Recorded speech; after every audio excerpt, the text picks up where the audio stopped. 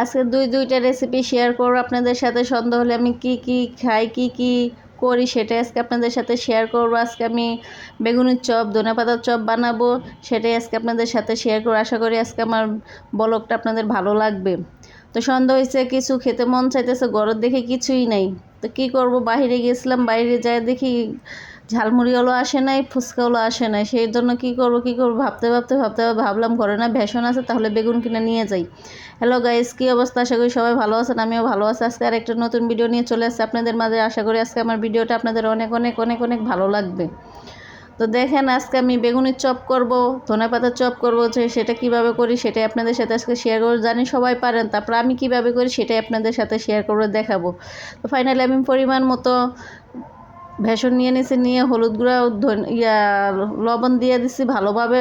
আর আমি আগেই বলি ভাই, আমার কথা বলতে গেলে একটু নার্ভাস লাগে, কি বলবো ভাবতে আমি বলতে পারি না। যেহেতু নতুন, সবার এরকম সমস্যা হয়। যারা নতুন আছেন সবাই বুঝতে পারবে না, যারা পুরাতন আছে তারা তো মনে করেন বলতে অভ্যস্ত হয়ে গেছে, সেজন্য তাদের আর কোনো সমস্যা না।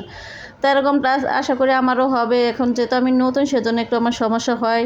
তো আপনারা এটা ক্ষমা দৃষ্টিতে দেখবেন। তো ফাইনালি এখন আমার বেসনগুলো গুলানো হয়ে গেছে। এখন আমি চুলাটা জ্বালিয়ে চুলার উপরে কড়াইটা বসে নিয়েছি, পরিমাণ মতো তেল দিয়ে দিছি বেগুনি বানানোর জন্য। আজকে আমি একটা নতুন চপও বানাবো, ধনেপাতার চপ।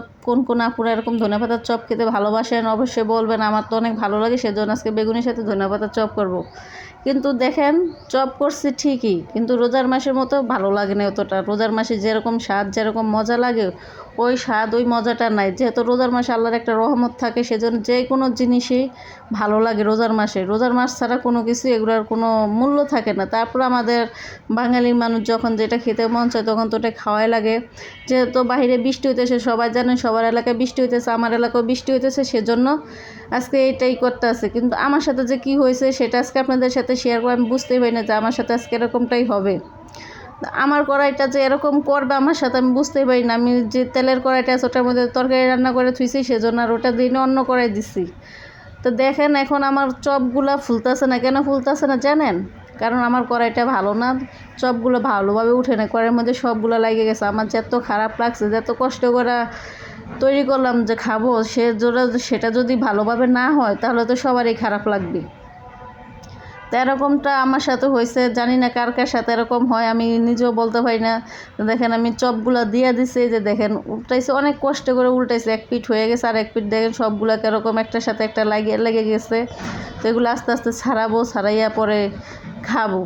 তো কী করবো ভাই, বানাইছি নিজের হাতে, তারপরও তো খাওয়াই লাগবে, ফালা তো দেওয়া যাবে না। যেহেতু টাকার জিনিস, টাকা দিয়ে কিনে নেওয়া আসা লাগে, সেজন্য খাওয়াই লাগবে। তো দেখেন, এখন আমার চপগুলো হয়ে গেছে, বেগুনের চপে। যে এখন আমি ধনেপাতার চপটা ভালো করে মিক্স করে নিয়েছি, যে নিয়ে এখন কড়াইয়ের মধ্যে দিয়ে দিচ্ছি। ধনেপাতার চপ বেগুনের চপ হচ্ছে অনেক ভালো লাগে, অনেক মজা লাগে। কিন্তু এগুলো খাইয়া আমার যে কী অবস্থা হয়েছে আমি নিজেও বলতে পারি না ভাই। রাত্রে আমি সন্ধ্যাবেলা এগুলো খাইছি। রাত্রে তো আপনাদেরকে বলছি যে আমার গ্যাস্ট্রিকের অনেক সমস্যা। রাত্রে এগুলো খাই আমার অবস্থা তো সেই খারাপ। রাত্রে আমার আর ঘুম আসে না, গ্যাসের জ্বালা যন্ত্রণা, অনেক সমস্যা। আপনি বলবেন যে আপু আপনি ওষুধ খান না? হ্যাঁ, আমি ওষুধ খাই, কিন্তু আমার এখন ওষুধও কাজ হইতেছে না।